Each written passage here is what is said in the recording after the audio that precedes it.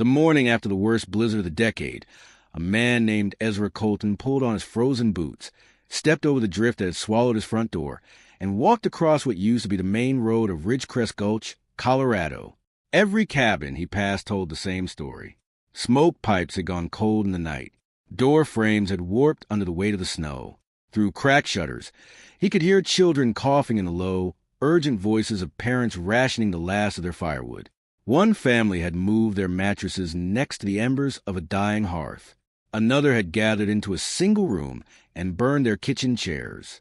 Ezra counted 7 households struggling. He knew them all. He had helped some of them build. Then he stopped at the edge of the settlement, carved into the face of the low sandstone ridge that most people used only as a windbreak. A thin ribbon of smoke rose steadily from a clay pipe barely visible above the snow. No frantic reloading of the firebox. No frozen door. No coughing children. Just that one thin, calm thread of smoke. It belonged to Margaret Ellison, the widow everyone in Ridgecrest Gulch had been calling foolish for the better part of 2 years. Ezra stood there in the cold for a long moment, staring at that smoke. He had been one of the loudest voices against what she was building. He had used the word reckless more than once. He had, on at least 2 occasions, walked away shaking his head. Now, in the aftermath of a storm that had pushed temperatures down to minus 22 degrees Fahrenheit, minus 30 degrees Celsius for 3 consecutive nights, her hillside home was the only one in Ridgecrest Gulch that had not struggled to hold heat. He knocked on her door. She answered in her house dress, holding a cup of coffee that was still steaming. To understand what Margaret Ellison built and why the community resisted it so fiercely, you have to go back to the fall of 1887 and understand what life looked like in the high country settlements scattered across the southwestern corner of Colorado. The San Juan Mountains do not offer gentle winters. Situated at elevations ranging from 7,000 to over 9,000 feet above sea level, the settlements that had grown up around silver mining operations and small-scale farming faced cold that arrived in October and refused to leave until well into April. Snowfall measured in feet, not inches.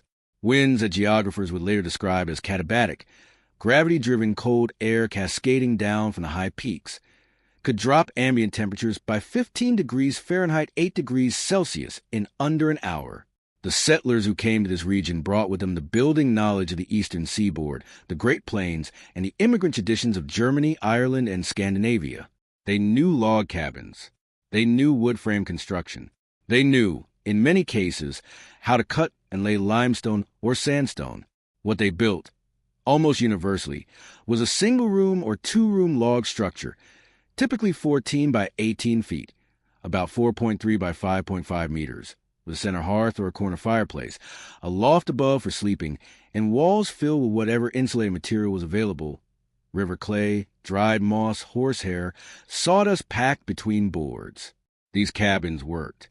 In mild winters, they worked reasonably well, but in the hard winters, the winters that old-timers would later describe as when the mountains meant it, the arithmetic of heat loss began to overwhelm the simple geometry of these structures.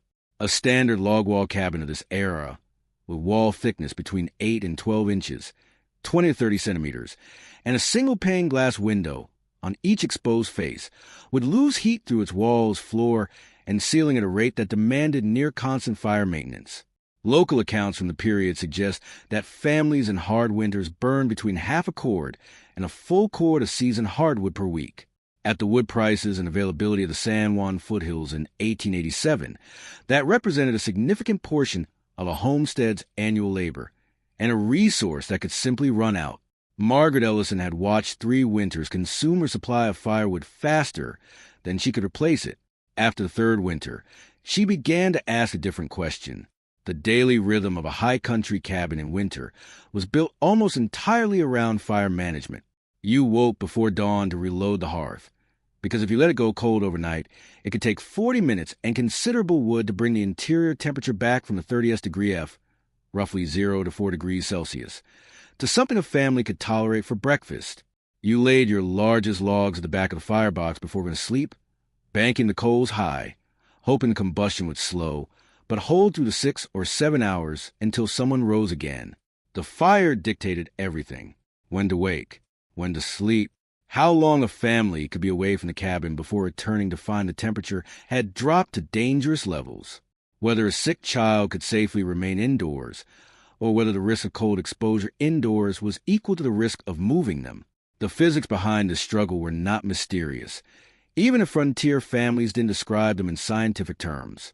Standard log construction, even with clay chinking filling the gaps between timber courses, had an effective insulating value that modern builders would describe as approximately R2 to R4 per wall, meaning that for every 1 degree Fahrenheit of temperature difference between the inside and outside, a modest amount of heat energy was bleeding through each square foot of wall surface every hour. On a night when the outside temperature dropped to minus 10 degrees Fahrenheit, minus 23 degrees Celsius, and the cabin interior needed to stay near 60 degrees Fahrenheit, 15 degrees Celsius, that difference of 70 degrees was working against every log and every gap constantly, without pause.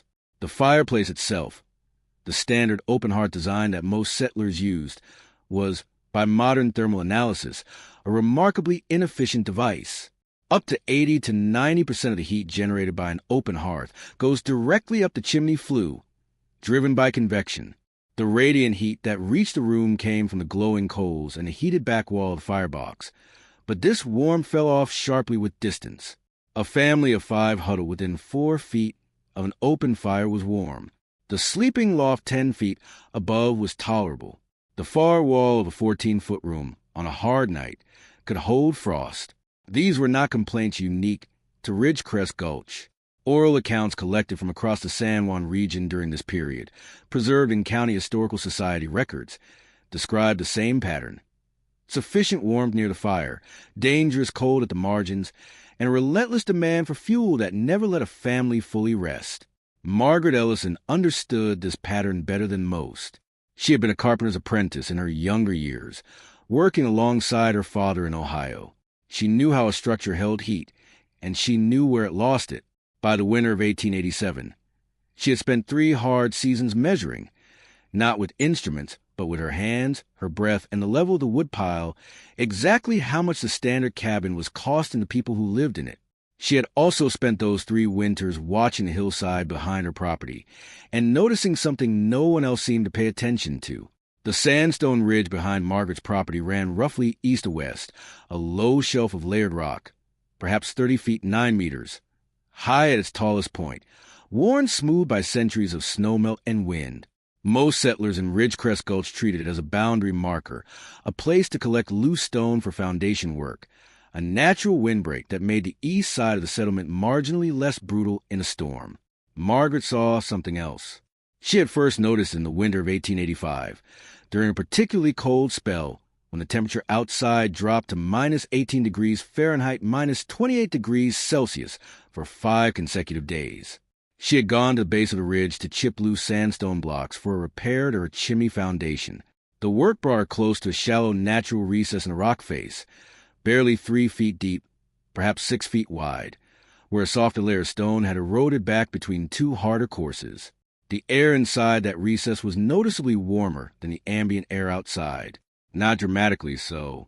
She later described it, in a letter to her sister in Cincinnati that local historical archives have preserved, as perhaps the difference between a cold room and a cool room. But the consistency was what struck her. She returned to that recess on different days, at different hours, in different weather, and the pattern held. The rock face maintained a temperature that fluctuated far less than the open air.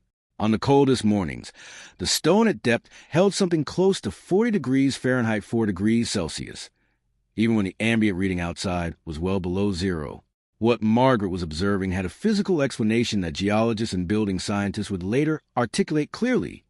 The Earth at any depth below the frost line, typically 3 to 5 feet, roughly 1 to 1.5 meters, in this part of Colorado, maintains a stable temperature year-round, driven by the slow, massive thermal inertia of the ground itself.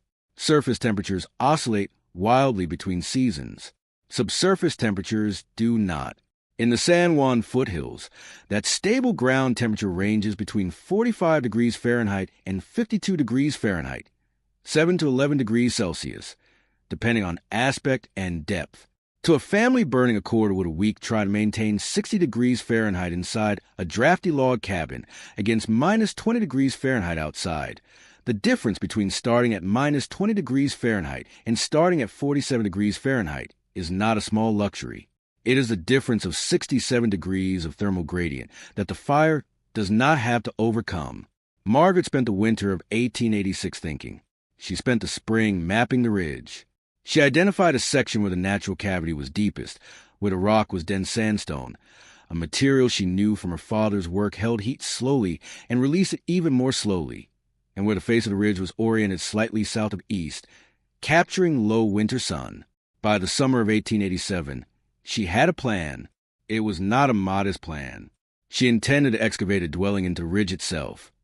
Not a simple dugout like the sod house homesteaders use on the open plains, but a structured, reinforced earth-sheltered home, using the thermal mass of the sandstone as her primary insulating and heat storage medium, with a small but precisely positioned interior hearth to provide the supplemental heat that the rock mass alone could not supply. When she described this plan to her neighbors, the reaction was immediate. They thought she had lost her mind.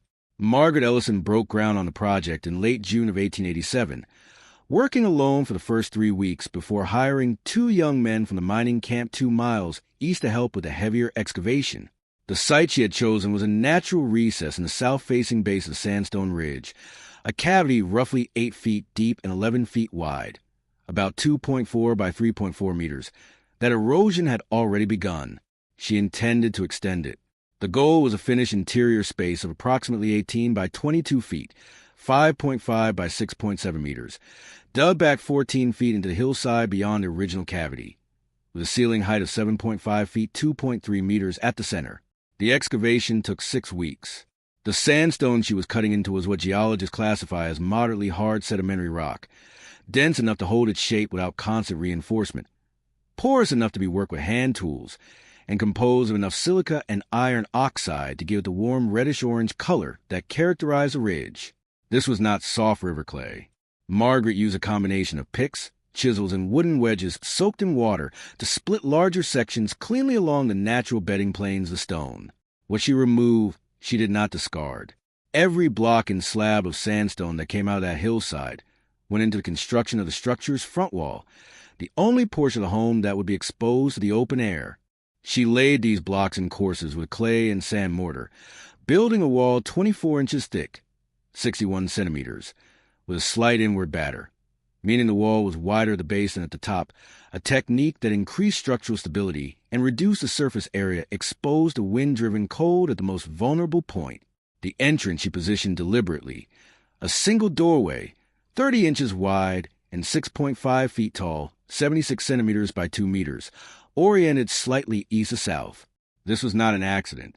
A south to southeast orientation in the northern hemisphere maximizes low-angle winter sun penetration while minimizing direct summer sun, a passive solar principle that Margaret understood through observation rather than formal physics, but understood correctly. Above the entrance, she corbelled 3 courses of sandstone outward to form a shallow protective overhang, shedding snowmelt and directing it away from the door threshold.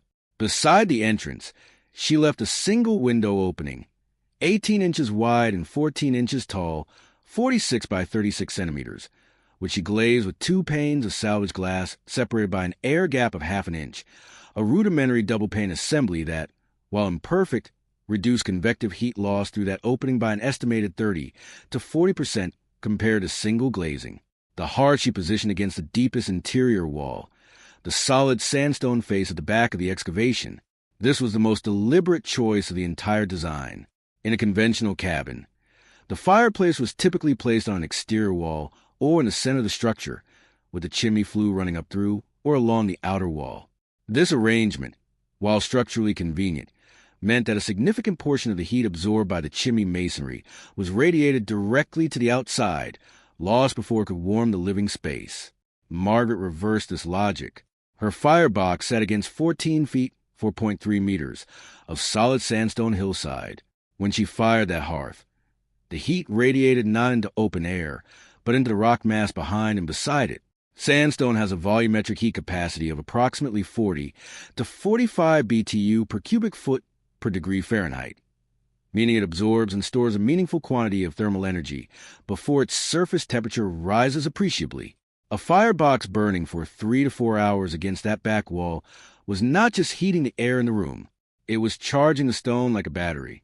The chimney she ran vertically up through the rock mass above the firebox, emerging at the ridge crest some 22 feet, 6.7 meters, above the floor.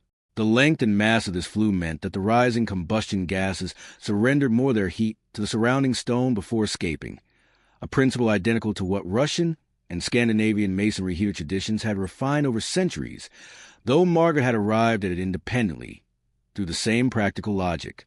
By mid-September of 1887, the structure was enclosed, the hearth was mortared, and the front wall was complete. Margaret moved in on the 23rd of September, 2 weeks before the first snow of the season reached the valley floor. Before we get to what happened when the temperature dropped, make sure to hit like, subscribe, and drop a comment below telling us where you're watching from. Stories like this one, Forgotten Engineering from the Frontier, are exactly what this channel is built for. Don't miss the next one. The criticism had started well before the first stone was laid, when Margaret had described her plan to Horace Pennock, the most experienced builder in Ridgecrest Gulch, a man who had constructed over 30 structures across 3 Colorado counties. He had listened with the patience of someone who had heard a great many bad ideas, and then told her plainly that she was proposing to do something that combined the worst features of a mine shaft and a root cellar and call a home. His specific objections were practical and, on the surface, reasonable. The first was moisture. Any cavity dug into hillside rock would collect seepage, particularly during snowmelt, without continuous ventilation, which a semi-buried structure would struggle to maintain.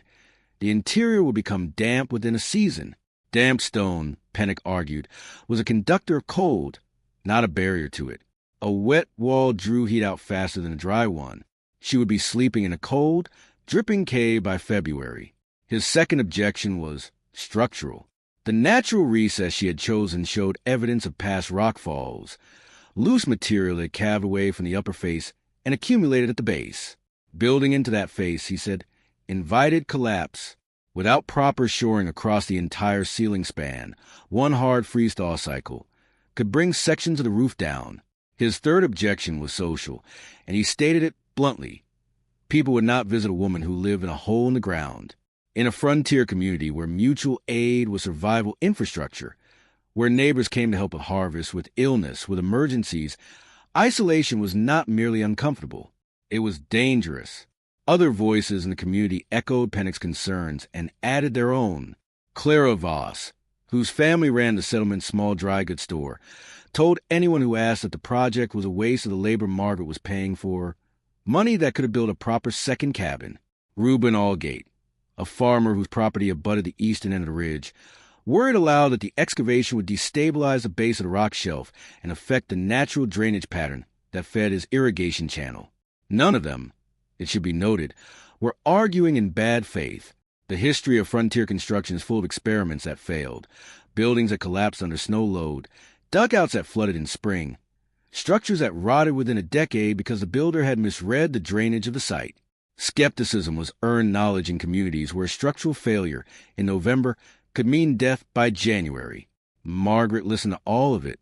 She answered the moisture objection by describing the drainage channel she had cut along the interior base of the back wall, a shallow trench filled with gravel that directed any seepage toward a collection point near the front entrance, where it could evaporate or be removed. She answered the structural objection by pointing to the bedding planes of the sandstone above the excavation, which ran horizontally and showed no vertical fracture lines that would indicate a collapse risk. She answered the social objection by saying nothing at all, which Pennock later described as the most unsettling response she gave him. As autumn deepened and the nights grew colder, the criticism in Ridgecrest Gulch shifted in tone, from concern to derisive. The phrase that circulated most frequently, according to oral histories collected by a county archivist in the 1930s, was a short one. She's gone to live with the moles. Margaret, by all accounts, kept building. The winter of 1887 to 88 arrived on schedule and intensified on a different one.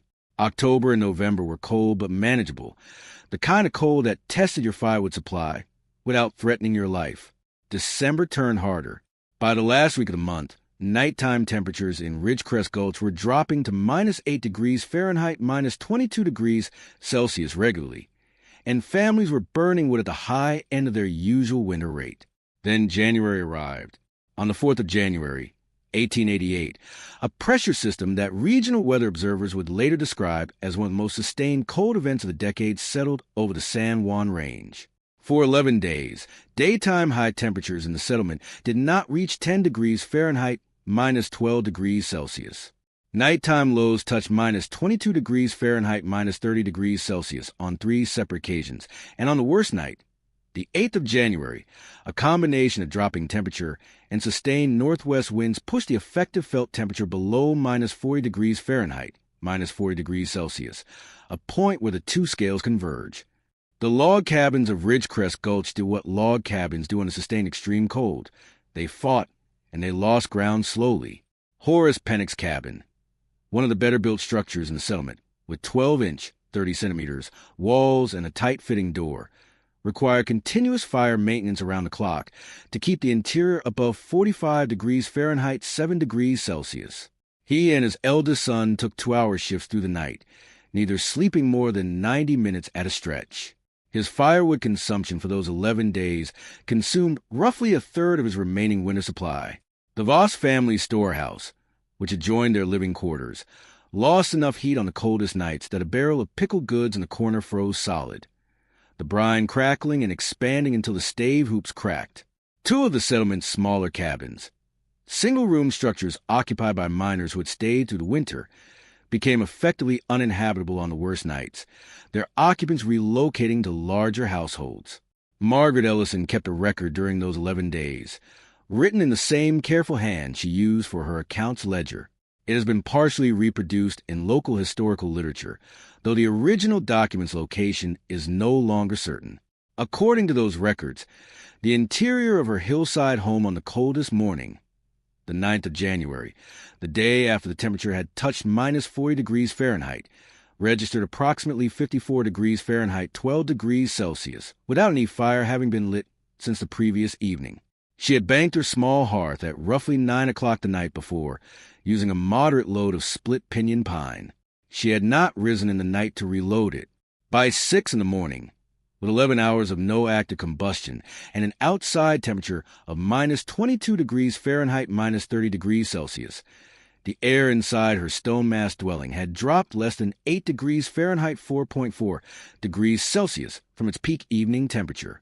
In Pennock's cabin, the same overnight interval, with active fire maintenance, had still resulted in corner temperatures dropping into the mid-30th degree F, 1 to 3 degrees Celsius. The comparison is not perfectly controlled. The two structures differed in size, occupancy, and design, but the directional conclusion is difficult to dispute. The sandstone mass surrounding Margaret's living space had absorbed heat during the active burning hours of the previous day and evening, and was releasing it slowly and continuously through the night, exactly as she had predicted, and exactly as the physics of thermal mass dictate. Her total firewood consumption for the 11-day cold event, approximately 1/3 of a cord of mixed softwood and pinyon pine. Pennock's consumption for the same period, just over 1 full cord. The difference, roughly 67% less fuel burned for a warmer, more stable interior, was not a rounding error. It was a result of a fundamentally different approach to the problem of keeping a human being alive in a Colorado winter.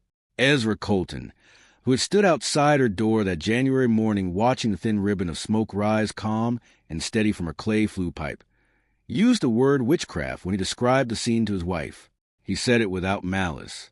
He said it because he had no other immediate frame for what he was seeing. He knocked on her door at just after 7 in the morning. She answered in her house dress, holding a cup of coffee that was still steaming, and asked him if he would like to come in and warm up. He stepped inside and stood there for a long moment, feeling the heat of the stone walls press against his coat from 3 directions at once. It was not the sharp, directional warmth of an open fire. It was something older and more complete, the kind of warmth that the earth itself gives off, patient and enormous and indifferent to the storm outside. He took off his hat. By the spring of 1888, the conversation in Ridgecrest Gulch had changed. It did not change loudly. Frontier communities rarely admit a collective error with ceremony. What happened instead was quieter and more telling. People began to ask Margaret questions, practical questions. How deep had she excavated before hitting the stable temperature zone? What mortar mix had she used for the front wall? How had she managed the drainage in the wet season? How long did the stone take to fully charge with heat after a cold start? She answered every question. She walked neighbors through the structure, pointing out the gravel drainage trench, the corbelled overhang above the door, the position of the firebox against the back wall. She explained, in the plain, unhurried language of someone who had thought about something for a long time, why the stone was doing the work that would have always been expected to do alone. Horace Pennock came twice. The first time, he said very little. The second time, he brought a measuring tape. Within 2 years, according to accounts preserved in the Ridgecrest Gulch Township records, 3 families in the settlement had incorporated earth-sheltered elements into new or modified structures. None replicated Margaret's design exactly. The specific geology of the ridge and the labor required to excavate it made direct copying impractical for most. But the underlying principle, using the thermal mass of the earth in dense masonry to buffer against temperature extremes, rather than fighting those extremes with fuel alone, began to appear in how people built. One family extended their root cellar into a sleeping room, insulating the connecting door, and using the cellar's stable ground temperature as a thermal anchor for the adjacent living space. Another built a new cabin with a double-thickness stone rear wall banked with earth on the exterior. Not a cave, but an application of the same logic Margaret had demonstrated. Put thermal mass between the living space and the cold, and let it do the slow, patient work that could not. Pennock himself, in the winter of 1889, added a stone heat wall to the back of his fireplace, a secondary mass of sandstone blocks, roughly 18 inches thick, 46 centimeters, and 5 feet high, 1.5 meters, mortared against the rear of his existing firebox. It was not a sophisticated modification, but local accounts suggest it reduced his morning fire-starting time significantly and noticeably extend the period during which his cabin held useful warmth after the evening fire went to coals. He never said anything about it publicly. Margaret Ellison lived in her hillside home for another 19 years, until she relocated to her daughter's property near Durango in 1907. The structure itself, partially collapsed and heavily weathered, was still identifiable in the ridge face as late as the 1940s, according to a brief mention in a county geological survey conducted in that decade. By then, the front wall had largely fallen, and the interior had been reclaimed by the hillside. But the back wall, the true wall, the solid sandstone face that had absorbed thousands of hours of carefully managed heat and given it back slowly through some of the worst nights the San Juan Range had ever recorded, that wall was still there. It had not gone anywhere. It had been there long before Margaret, and it would be there long after. What she understood, and what the community of Ridgecrest Gulch came to understand, slowly and without fanfare, over the winters that followed, was that the mountain had always been warm. The question was never whether the heat existed. The question was whether you were smart enough to use it. The settlers who came to high country brought with them the building traditions of gentler climates. Thin walls, open hearths, structures designed for summer comfort that were then asked to perform in conditions they were never built for. They burned enormous quantities of wood to compensate for this mismatch. They worked longer, slept shorter, and wore their bodies down maintaining fires that a better designed structure would never have needed. Margaret Ellison did not invent earth-sheltered construction. The ancestral Puebloan peoples who had inhabited the cliff faces of the San Juan region centuries before European settlement had understood this principle with extraordinary sophistication. Their south-facing cliff dwellings used solar gain, thermal mass, and passive airflow in ways that modern architects would study and document with genuine admiration more than 100 years later. The vernacular earth house traditions of Central Asia, North Africa, and the American Southwest all carried versions of the same knowledge, that the ground is not an obstacle to warmth, but its most reliable source. What Margaret did, and what makes her story worth telling, is that she arrived at this knowledge independently, through observation and reasoning, in the middle of a community that had access to the same hillside, the same stone, and same brutal winters, and had not seen what she saw. She asked the right question. Not how do I burn more wood, but what does the mountain already know, and how do I listen? If this story made you think differently about how people solved hard problems with the materials in front of them, Hit like, subscribe, and leave a comment below. Tell us where you're watching from, and tell us what frontier engineering topic you want us to cover next. The history of vernacular building is full of ideas like Margaret's, practical, proven, and almost completely forgotten. We're just getting started. Educational and historical content. This script is a very similar historical reconstruction.